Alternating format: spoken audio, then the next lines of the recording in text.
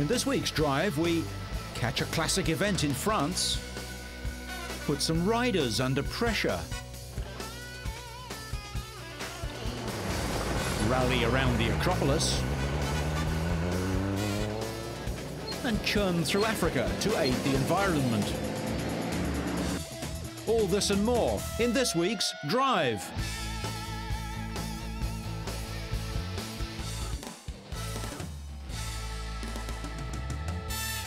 We start with one of the classic events on the motor racing calendar, a 24-hour endurance race on a road course around the village of Le Mans in France. This year saw the 70th event, which has been won by cars like the Blower Bentley and Mercedes Silver Arrows, Porsche, Peugeot and Mazda. Audi, in only their fourth appearance at Le Mans, outperformed their rivals, and an Audi victory was never really in doubt. The only question was which of the four R8s would win. Speeds on the famous Mulsanne Straight are immense, so aerodynamics are critical. Losing the rear wing is a recipe for disaster.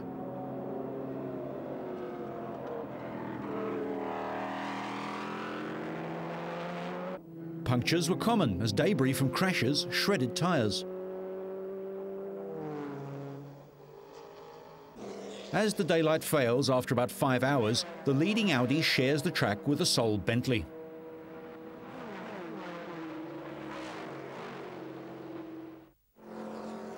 The second Audi, driven by Briton Johnny Herbert, Rinaldo Capello and Christian Pescatore, led early on, thanks to a marathon stint by ex-Formula One driver Herbert, but suffered 4 punctures. During the night, racing was temporarily delayed after an MG driven by American Mel Hawkins caught fire. He emerged from the flame-engulfed car uninjured, but the team was forced to retire. In fact, the only car that consistently got among the Audis early on was the leading lightweight MG, but it was forced to withdraw with transmission failure after running as high as 3rd.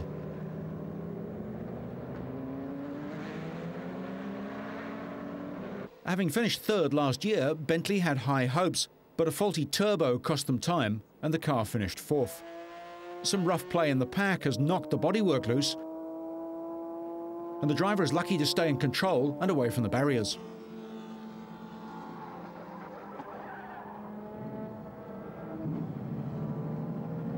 Only 26 of the 48 cars that started the race finished. Audi won for the 3rd year in a row as Biela, Christensen and Pirot became the first ever trio to win the event 3 years running. German cars also finished 2nd and 3rd. As he did in the last 2 years, Pirot drove across the finish line as the checkered flag fell. The second Audi team of Italians Capello and Pescatore and Britain's Herbert started on pole but finished 1 lap behind. Over 220,000 spectators were on hand for at least part of the round-the-clock race. In 3rd, 2 laps down, were Germans Michael Krum and Marco Werner and Austria's Philipp Peter.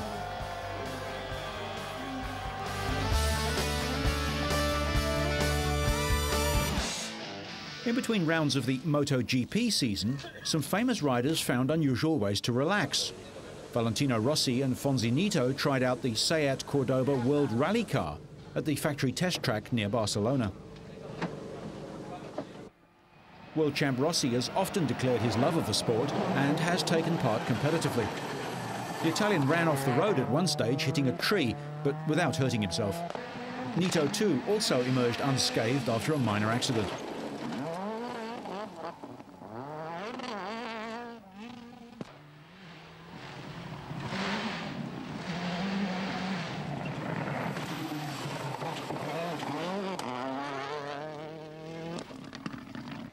In their time off, Spanish bike racers Carlos Checa and Sete Gibernau, together with Brazilian Alex Barros, made a trip to a Barcelona aquarium to look at the fish from inside the tank.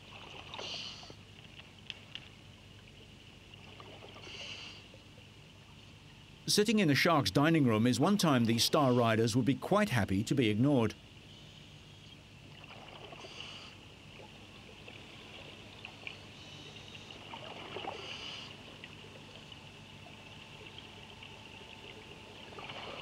Sete Gibernau as we've never seen him before. Back at the track, World Cup soccer fever has caught up with the American Kenny Roberts. Germany's Alex Hoffmann, Daijiro Kato, And that man Rossi again. The local press had a great opportunity to get pictures of the globe-trotting GP riders out of their leathers and off their bikes for a change. Checkers wearing Spain's team colours.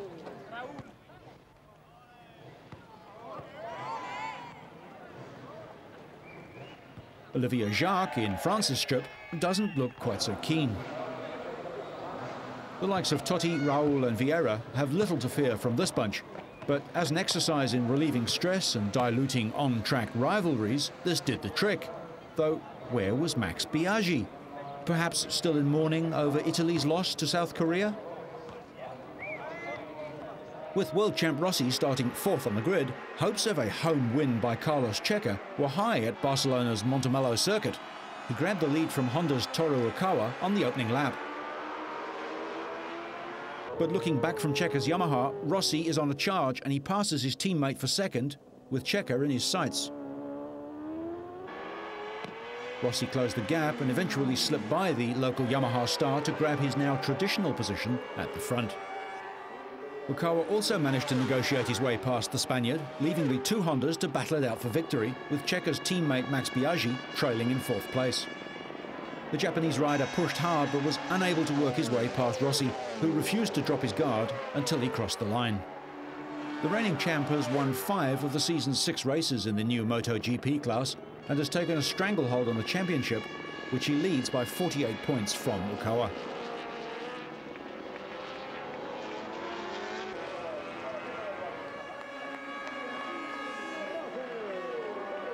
Later, Rossi said riders faced a tough challenge in the Spanish heat.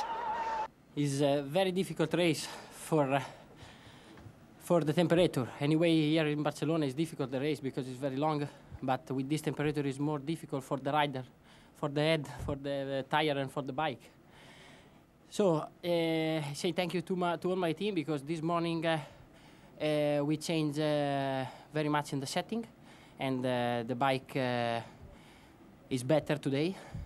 In the 250cc class, Italy's Marco Melandri closed to within 6 points of championship leader Fonzi Nito of Spain after he cruised his way to a second Grand Prix victory in a row. Compatriot Roberto Rolfo took second place after battling with Nito, who finished third. In the 125s, reigning world champion Manuel Poggiali of San Marino snatched victory by less than a bike's length in an extremely tight finish to extend his lead in the overall standings. Poggiali used the superior power of his Gilera to edge past 16-year-old Spaniard Daniel Pedrosa in the final meters of the 22-lap race, after Pedrosa had taken the lead on the final lap. Germany's Steve Jenkner finished a distant third.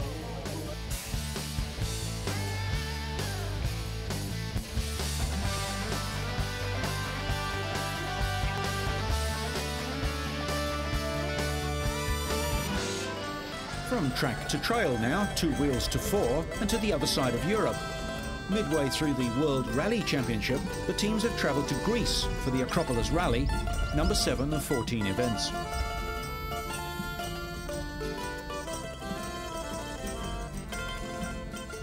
'95 world champion Colin McRae of Britain was aiming for an Acropolis Rally hat-trick, and the Ford driver needed a victory to resurrect his title ambitions, having failed to win a round this season. The Scot trailed Peugeot's championship leader Marcus Gronholm of Finland by 21 points going into Greece. Ford was clearly calling on everything they could to tip the event their way.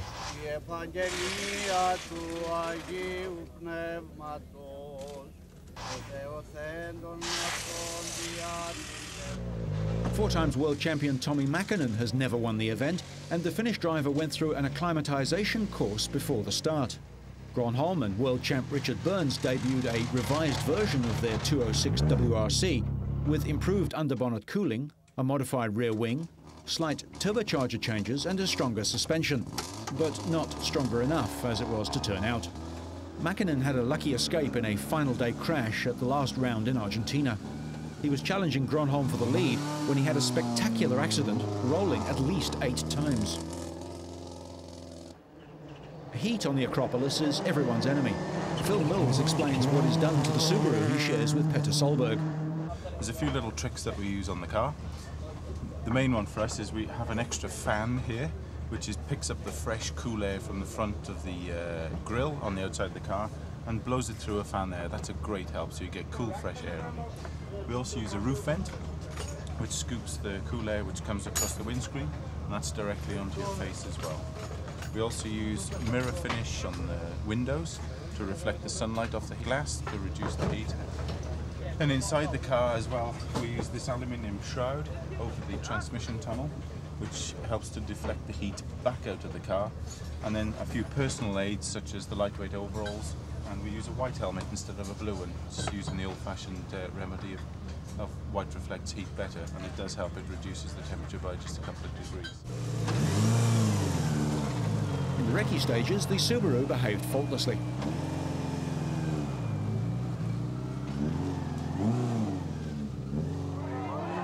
Once racing got underway in earnest, McRae was revelling in conditions he knows well.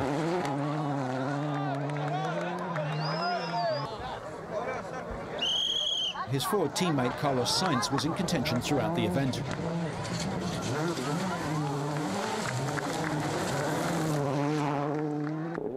But it was Estonian Marko Martin who set the pace with a display of consummate driving skill.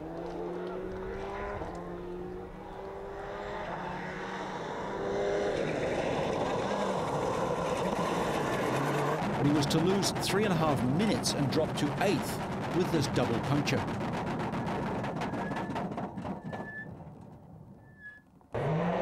World champ Richard Burns was in second place with a 10-second lead over title leader and Peugeot teammate Marcus Grönholm.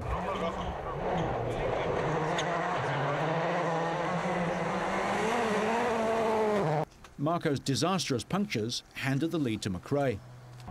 Harry Rovanperä was 6th in the third works Peugeot.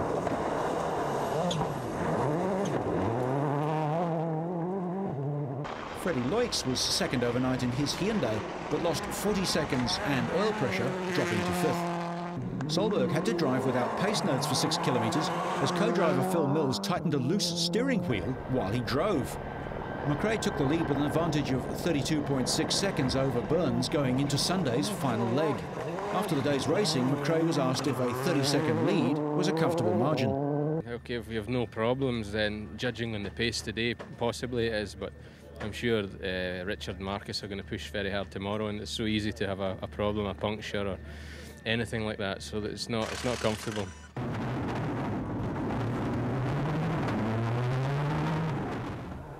McRae started the final day ahead and stayed there after Burns retired with suspension failure on the first stage.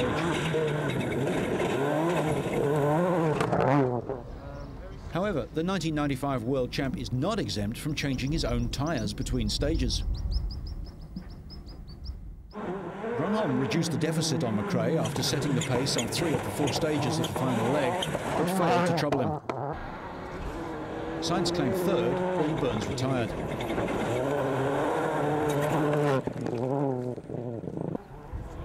Martin, who led the opening 8 stages and had looked good for a maiden win, climbed 6th.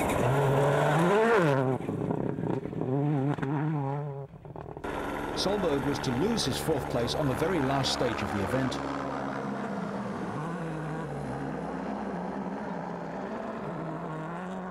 McRae came home 24.5 seconds ahead of Grönholm.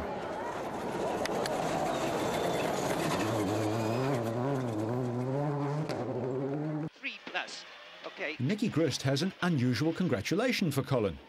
Yo, dude. Wicked.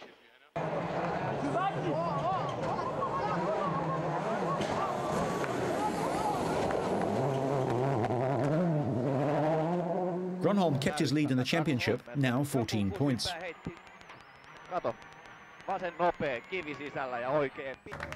McRae said that Burns' retirement meant he was able to ease to victory to claim his 3rd consecutive Acropolis win and closing the gap on the 2000 world champion Grönholm.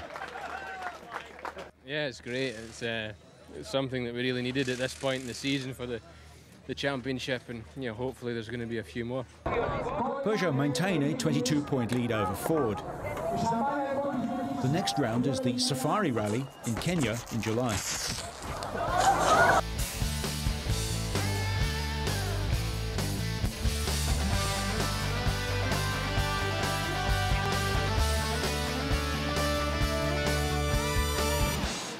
Speaking of Kenya, crashing through the Kenyan bush and scrambling up slippery river banks may not be everyone's idea of fun.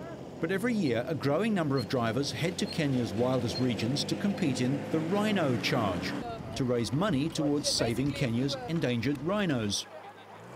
Every year, at least 50 teams head out into the bush of the East African country, using four-wheel drives to navigate the shortest distance through a course chosen by the Charge's organisers. Each year's course is a closely guarded secret, and competitors are not given their maps until the night before. Not that it will help much, all it shows are various checkpoints the teams must pass through in order to stay in the race. The real challenge is finding the quickest route between points, often separated by rivers, hills, thick bushes, gullies or swamps.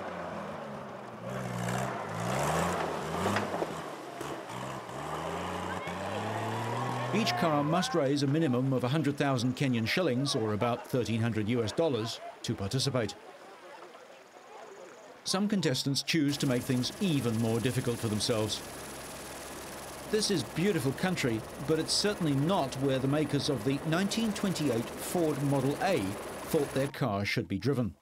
But with their pride at stake, most competitors will do almost anything, even lock a broken wheel to an axle with a hammer's head in order to finish the race. Because we're trying to beat the lads. We've got 1,000 shillings apiece for each point we get with our competition, and you know it's for the Rhino Charge, and if we give up, you know, we're wankers. The race started as a way of raising money to conserve the Aberdare ecosystem of Kenya. Not only is the region home to the endangered black rhino and other wildlife, it's also a precious water catchment area. It's important because we need to raise money for the Rhino Ark project. Well, the Rhino Ark is basically about Aberdares, where, as a resident of Nairobi, I know we really need the water, not just to save the rhino. Yeah. There's a wonderfully absurd reverse logic in a group of people being distinctly unecological to protect the ecology.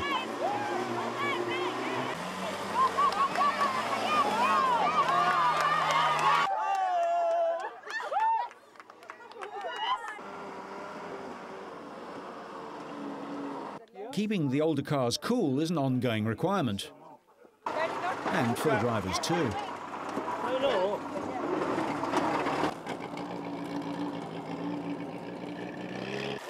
After a couple of dozen vehicles have chewed up the riverbank, spectators lend a hand with stones to improve traction.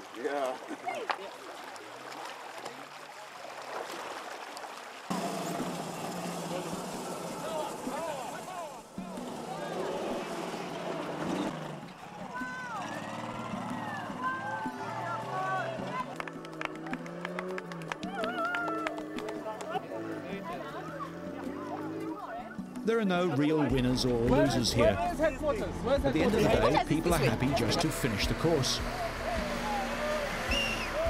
And since it was all for a worthy cause, finishing is even more satisfying, at least until next year, when they return in search of even bigger thrills.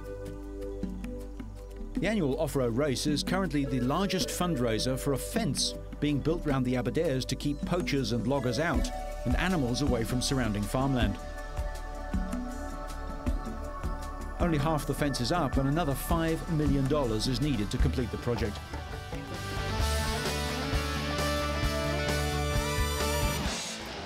"40 British manufacturers showed over 200 cars and bikes in the 7th annual Motor Expo, the UK's biggest free car exhibition at London's Docklands area.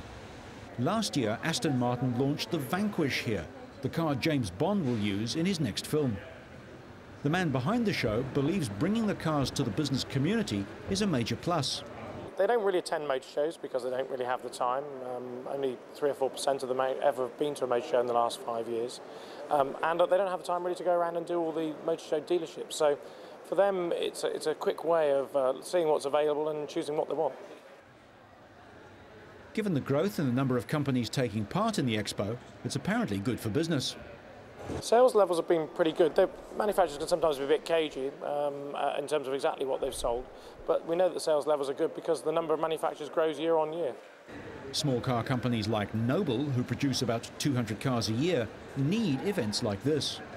Each hand-built, high-performance model costs around £40,000 sterling, and they have a waiting list of 250, Noble boss Andy Wallace believes the Docklands show is very important to his company.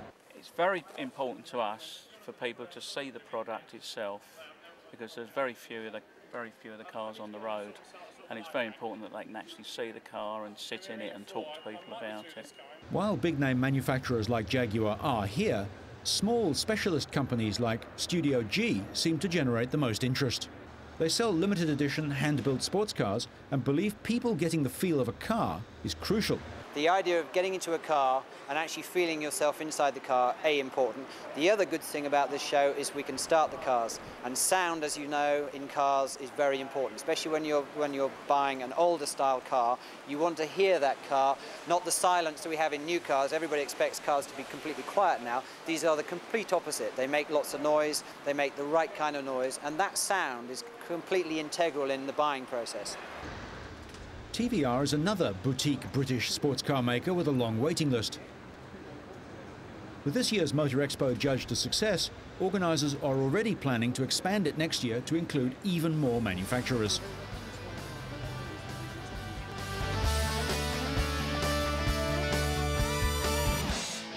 A man in Thailand has come up with a cheap and environmentally friendly way to avoid the Bangkok traffic, which is reportedly among the worst in the region. If you've ever visited Bangkok, you'll know that congestion and pollution spoil an otherwise beautiful city. Pravit Yongvanich has made his very own water bike and hopes the idea will catch on with locals who are sick of crowded, slow boats and traffic jams. It's an average bike mounted on 2 pontoons attached to a propeller. There's no engine, it's run by pedal power, and that can mean a lot of work if you take it out onto a big river.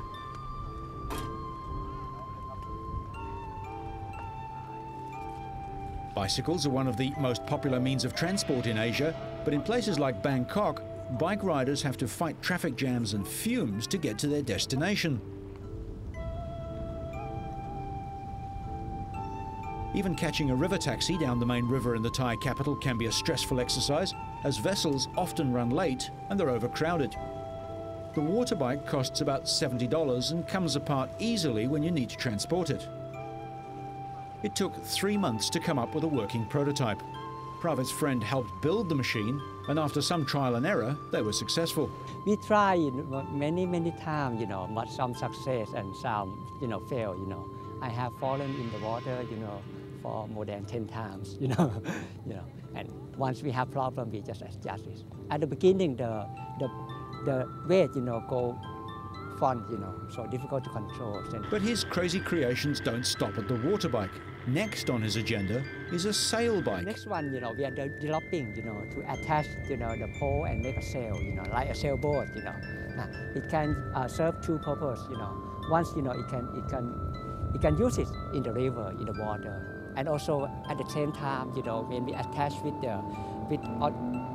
the road, with a 3-wheel tricycle, and we can use as a sailing, what do you call, sailing boat or something like that can run, on the street.